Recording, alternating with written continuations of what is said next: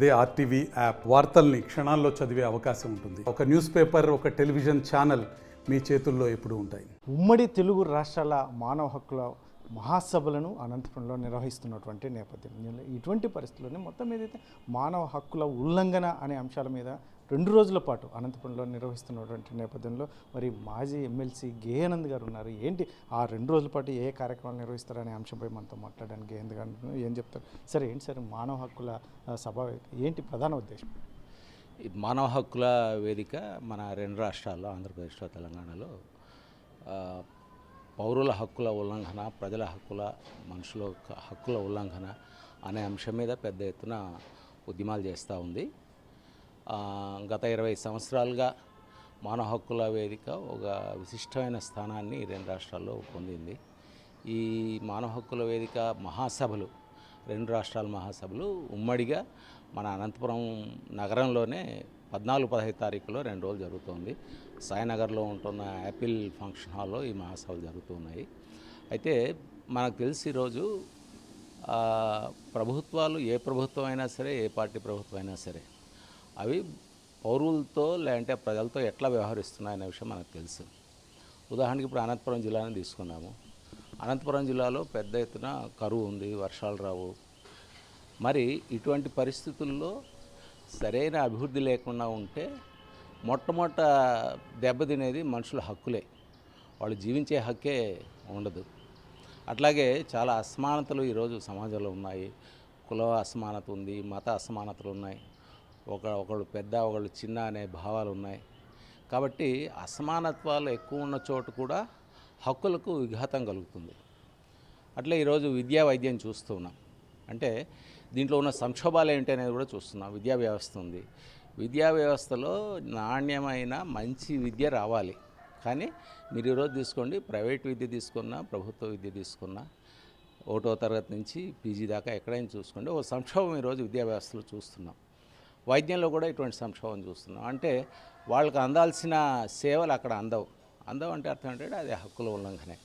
కాబట్టి అనేక పద్ధతుల్లో హక్కుల ఉల్లంఘన జరుగుతున్నప్పుడు మనుషులకు ఉండే హక్కులు, అంటే సహజంగానే మనుషులుగా పుట్టడం వల్ల సహజమైన హక్కులు చాలా ఉంటాయి. అదేవిధంగా ఈ దేశంలో పౌరులుగా ఉండటం వల్ల చాలా హక్కులు ఉంటాయి.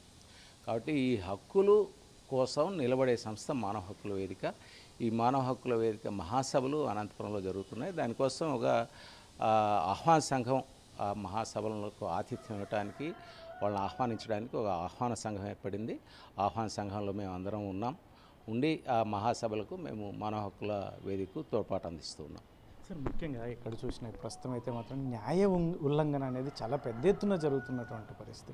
సామాన్యుడికి న్యాయం జరగకపోగా పూర్తిగా వాడు ఎటు దిక్కుతోచని స్థితికి వెళ్తున్నటువంటి పరిస్థితి. ఇటువంటి పరిస్థితుల్లో మీరు శాసనమండలిలో కూడా ప్రాతినిధ్యం వహించినటువంటి నేపథ్యం, దీనికి సరైన పరిష్కారం ఏమంటారు? ఏం చెప్తారు అసలు? మీరు రైస్ చేసిన పాయింట్ చాలా విలువైన పాయింట్. ఎందుకంటే మన దేశంలో ఉండే ప్రజలకు కానీ, సమాజంలో ఉండే వాళ్ళకి కానీ న్యాయం ఎక్కడి నుంచి వస్తుంది? న్యాయం ఎక్కడి నుంచి వస్తుందంటే రాజ్యాంగం నుంచి వస్తుంది. రాజ్యాంగం అందరూ ఒకటే అని చెప్పింది. అందరికీ సమానమైన హక్కులు, సమానమైన అవకాశాలు ఉండాలి అని చెప్పింది. ఎప్పుడైతే హక్కులు, అవకాశాల యొక్క ఉల్లంఘన జరుగుతుందో సహజంగానే అది న్యాయానికే ఉల్లంఘన అవుతుంది. కాబట్టి ఈరోజు న్యాయం జరగాలి అంటే ఒకటి, కోర్టుల నుంచే జరిగే న్యాయం ఒకటి మనం చూస్తున్నాం. అంటే న్యాయం అనేది డబ్బున్న వాడికి ఒక విధంగా, డబ్బు లేని వాడికి ఇంకో విధంగా ఈరోజు ఉండే పరిస్థితి ఈరోజు ఉంది. అంటే డబ్బు లేని వాడు ఏదో పొరపాటో ఒక తప్పో చేస్తే వాళ్ళు సంవత్సరాల తరబడి ఎటువంటి విచారణ కూడా లేకుండా ఈరోజు జైళ్లలో, కోర్టుల్లో మోగే పరిస్థితి చూస్తున్నాం. ఈ మధ్యనే సుప్రీంకోర్టు అటువంటి కేసు ఒకదాన్ని తీసుకొని ఇది చాలా అన్యాయం అని చెప్పి వాటిని విడుదల చేయండి అని చెప్పింది. అంటే న్యాయం అందాలి అంటే వ్యవస్థలో మంచి న్యాయం అందటానికి అవసరమైన ఏర్పాట్లు ఉండాలి. అంటే ఉదాహరణకు సత్వరమైన విచారణ, సత్వరమైన ప్రొసీడింగ్స్, సత్వరమైన తీర్పులు ఇవి రావాల్సిన అవసరం ఉంది. అయితే వ్యవస్థ నుంచి కూడా న్యాయం జరగాలి. వ్యవస్థ నుంచి న్యాయం జరగాలంటే ఈరోజు మనం చూస్తున్నాం, సంపద కేంద్రీకరణ పెద్ద ఎత్తున జరుగుతోంది. అంటే లక్షల కోట్ల రూపాయలు ఒకరి వైపు ఒకరిద్దరి మనుషుల ఒకరిద్దరు వ్యక్తుల దగ్గరే ఉండే పరిస్థితి ఉంది. మన దేశంలో ఉంటున్న మొత్తం సంపద అంతా కూడా 150 మంది బిలియనీర్ల వైపు ఈరోజు ప్రవహిస్తూ ఉంది. అంటే వాళ్ళ దగ్గర కేంద్రీకరణ జరుగుతుంది. 150 మంది మొత్తం ఆర్థిక వ్యవస్థను ఈరోజు వాళ్ళు కంట్రోల్ చేస్తున్నారు. కాబట్టి ఇట్లా పరిస్థితుల్లో ఈ సంపద కేంద్రీకరణ తగ్గకుండా పేదవాడికి న్యాయం జరిగే అవకాశం లేదు. కాబట్టి ఇవన్నీ వ్యవస్థాగతమైన సమస్యలు కూడా. అదేవిధంగా ఈరోజు పోలీస్ వ్యవస్థ ఉంది. పోలీస్ వ్యవస్థ వాళ్లకు న్యాయం చేయాలి అనేది గట్టిగా ఆ వ్యవస్థలో ఉండాలి. లేదా పోలీసులు సరిగా పనిచేయకుండా ఉంటే వాళ్ళ మీద చర్యలు తీసుకునే ఓ వ్యవస్థ ఉండాలి. ఈరోజు మనం చూస్తున్నాం పోలీస్ వ్యవస్థలు ఈరోజు రాజకీయాలకు బలైపోయే పరిస్థితి మనం చూస్తున్నాం. రాజకీయ వ్యవస్థలకు వాళ్ళు ఊడిగం చేసే పరిస్థితి కూడా మనం చేస్తున్నాం. కాబట్టి ప్రజలకు న్యాయం జరగాలి అంటే ఇవన్నీ బాగుపడినప్పుడే న్యాయం జరుగుతుంది అని చెప్పి అనుకుంటున్నాను. ముఖ్యంగా 2 రోజుల పాటు ఈ సభలు ఏంటి సార్, ఏం చర్చించబోతున్నారు? ముఖ్యంగా ప్రధాన అంశాలు ఏమైనా వెల్లడించే అవకాశం ఏమన్నా? ఇవి మహాసభలు 2 ఏళ్ళకు ఒకసారి జరిగే మహాసభలు. మానవ హక్కుల వేదిక సంఘ నాయకులు ఆ వివరాలు మళ్ళీ మీకు చెప్తారు. కానీ మొదటి రోజు సంస్థాగతమైన చర్చలు వాళ్ళు చేస్తారు. సంస్థాగతమైన చర్చలు అంటే దేశంలో ఉన్న పరిస్థితులు ఏంటి, రాష్ట్రంలో ఉన్న పరిస్థితులు ఏంటి, దానికి అనుగుణంగా మానవ హక్కుల వేదిక ఎటువంటి కార్యకలాపాలు తీసుకోవాలి, భవిష్యత్తులో ఎటువంటి కార్యాచరణలు తీసుకోవాలి, గతంలో ఏం చేశారు, ఇటువంటి ఏ సంస్థ అయినా చేసుకునే రివ్యూ అది. అటువంటి రివ్యూనే బహుశా వాళ్ళు మొదటి రోజు చేసుకుంటారు. అదేవిధంగా 2 రాష్ట్రాలకు సంబంధించిన కమిటీలను కూడా, కొత్త కమిటీలను కూడా వాళ్ళు ఎన్నుకునే అవకాశం ఉంది. అట్లాగే 2వ రోజు బహిరంగమైన సదస్సు అది. అంటే ఆ సదస్సుకు ఎవరైనా రావచ్చు. అనంతపురంలో ఉంటున్న, అనంతపురం నగరంలో, అనంతపురం జిల్లాలో ఉంటున్న ప్రజలందరూ కూడా ఆ సదస్సుకు రావాలి అని చెప్పి నేను ఆహ్వానిస్తున్నాను. ఆ సదస్సులో 3 ముఖ్యమైన అంశాల గురించి చర్చ ఉంటుంది. ఒకటి ఈరోజు మనం చూస్తూ ఉన్నాము, అంటే ఈరోజు ఎన్నికల్లో కూడా చర్చనీయాంశం అయింది. అదేంటంటే కులగణన అనేది, క్యాస్ట్ సెన్సెస్ అనేది. ఈ కులగణన ఒక అసమానమైన సమాజంలో, అంటే కులాలు, పెద్ద కులాలు, చిన్న కులాలు అనే అంతరాలు ఉన్న సమాజంలో, ఈ కులమత అంతరాలు ఉన్న సమాజంలో అసలు ఎవరు ఎందరు ఉన్నారు అనేది తెలుసుకోవడం అనేది ఈ సమాజంలో ఎవరి భాగస్వామ్యం ఎంత ఉంది, ఎంత లేదు అని తెలుసుకోవడానికి ఉపయోగపడుతుంది. కాబట్టి కులగణన గురించి మాట్లాడటానికి చాలా ముఖ్యమైన వ్యక్తే మన అనంతపురం వస్తున్నాడు. ఆయన సాహు అని మనకు తెలుసు. నారాయణన్ రాష్ట్రపతిగా బహుశా భారతదేశం గర్వించదగ్గ రాష్ట్రపతుల్లో ఆయన ఒకడు. కేఆర్ నారాయణన్ దగ్గర ఓఎస్టీగా పనిచేసిన సాహు అనే ఉన్నతాధికారి ఆయన అనంతపురం వస్తున్నాడు. ఆయన కులగణన గురించి మాట్లాడతారు. అదేవిధంగా ఈరోజు విద్యా విధానం, నూతన విద్యా విధానం తీసుకొచ్చింది కేంద్ర ప్రభుత్వం. కానీ నిజానికి విద్యా వ్యవస్థలో ఉంటున్న సమస్యలకు అది పరిష్కారం చూపుతుందంటే పెద్దగా చూపడం లేదని చెప్పాలి. విద్యా వ్యవస్థలో ఎక్కడ చూసినా ఈరోజు సంక్షోభం కనిపిస్తోంది.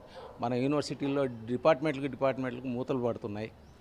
అది గవర్నమెంట్ స్కూల్స్ అయినా, ప్రైవేట్ స్కూల్స్ అయినా, ఏవైనా సరే పిల్లలకు చదువు సరిగా వస్తుందా అంటే ఖచ్చితంగా చెప్పలేము. చదువుకున్న వాళ్ళకి ఉద్యోగాలు ఉన్నాయంటే లేని పరిస్థితి ఉంది. అట్లాగే పిల్లలు చదువుకోలేక ఆత్మహత్యలు చేసుకునే పరిస్థితి కూడా మనం చూస్తున్నాం. అంటే తీవ్రమైన సంక్షోభం ఉంది. ఈ సంక్షోభానికి నూతన విద్యా విధానం ఒక జవాబు చెప్తుందా అంటే జవాబు చెప్తుంది అనేది మాత్రం లేదు, జవాబు చెప్పదు. కాబట్టి ఇట్లా అంశాల గురించి కొప్పర్తి వెంకటరమణమూర్తి అని ఆయన చరిత్ర మీద పెద్ద రచయిత, ఆయన వస్తున్నాను మన అనంతపురం. అదేవిధంగా 3వది బస్తర్లో, మధ్య భారతంలో అంటే పెద్ద ఎత్తున ఈరోజు హక్కుల ఉల్లంఘన, ప్రజల మీద హింసాత్మక చర్యలు జరుగుతూ ఉన్నాయి. వాటి గురించి పరిశోధనలు చేసిన మాలిని సుబ్రహ్మణ్యం అనే ఒక స్వతంత్ర జర్నలిస్ట్ ఆమె అక్కడ ఏం జరుగుతోంది అని చెప్పడానికి ఆమె వస్తున్నారు. కాబట్టి ఈ 3 అంశాల గురించిన సదస్సులు జరుగుతాయి. 15వ తారీఖు ఆదివారం అది యాపిల్ ఫంక్షన్ హాల్లో సాయినగర్లో ఉంటుంది. కాబట్టి ఈ బహిరంగ సదస్సుకు అందరూ రావాలని చెప్పి నేను ఆహ్వానిస్తున్నాను. ఇది మొత్తం మీద అయితే మాజీ ఎమ్మెల్సీ గయానంద్ గారు అభిప్రాయపడుతున్నటువంటి నేపథ్యం. మొత్తం మీద అయితే మానవ హక్కుల ఉల్లంఘన అనేది చాలా చోట్ల జరుగుతున్నటువంటి నేపథ్యం. ముఖ్యంగా న్యాయ వ్యవస్థలో న్యాయం జరగాల్సిన వ్యక్తులకి పూర్తిగా అందాలి అంటే మాత్రం చాలా చోట్ల ప్రభుత్వాలు కావచ్చు, లేకుంటే అధికారులు కావచ్చు, లేదంటే రాజకీయ నాయకులు, వ్యవస్థలు కొంచెం సఫలీకృతం అయితేనే కింది స్థాయిలో న్యాయం జరుగుతుంది అన్నట్టు వైపు ఆయన భావన వ్యక్తం చేస్తూనే, మరోవైపు అయితే మాత్రం ఏదైతే ఉందో కొంతమంది కొన్ని చట్టాలు ముఖ్యంగా వారి అడుగులకు మడుగులు వచ్చే విధంగా ఏదైతే ఉందో వ్యవస్థను ఇది మొత్తం వాళ్ళ చెప్పు చేతుల్లోకి వెళ్తున్నటువంటి నేపథ్యంలో ఇటు మొత్తం మీద అయితే మాత్రం ఇక్కడ హక్కుల ఉల్లంఘన అనేది మాత్రం ఎటువంటి పరిస్థితుల్లో జరగకూడదు. అటువంటి పరిస్థితుల్లోనే ఇక్కడ ఒక సదస్సును కూడా నిర్వహిస్తున్నటువంటి నేపథ్యం. అయితే ఇక్కడ చర్చ అయితే మాత్రం చాలా పెద్ద ఎత్తున చాలా ప్రముఖులు కూడా వచ్చే అవకాశం ఉన్నటువంటి నేపథ్యంలో చాలామంది ఈ సభకు కూడా హాజరు కావాలని ఒకవైపు రిక్వెస్ట్ చేస్తూనే మరోవైపు ఇవి వ్యవస్థలు కూడా మారాలి అని కూడా తన అభిప్రాయం వ్యక్తం చేస్తున్నటువంటి నేపథ్యం. కెమెరా పర్సన్ సుధాకర్తో చల్లకి నాయుడు, RTV అనంతపురం.